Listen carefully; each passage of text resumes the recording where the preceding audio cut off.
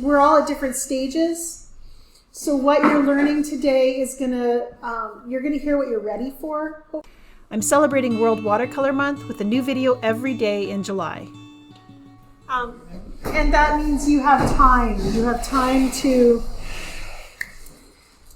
absorb it. I always say that, we're all at different stages. So what you're learning today is you're gonna hear what you're ready for, hopefully, and what's timely for you. So that means some things might fly over your head, and that's okay. You're not ready for that stuff yet.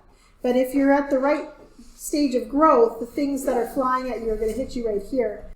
You're gonna be ready to hear them, but it takes some time. They need to trickle down. They'll hit your heart, and then they will come out your hands. But it's a trickle down process. So give yourself lots of room to take in what you're learning this week and know that it will have an impact on your work. Always when I'm learning from another artist, I'm always thinking about how do I make this work for me? How do I make this look like me? And I can do that whether the artist I'm learning from is a printmaker, an oil painter, or a completely different style than me. There's going to be something that I can take home. And if it's just one thing, that's enough. So maybe all I needed was that one thing and it made a big shift. Thanks for watching. I'll be back tomorrow with more watercolor advice you can learn from. Don't forget to include the hashtag World Watercolor Month when you participate and post watercolor art in July.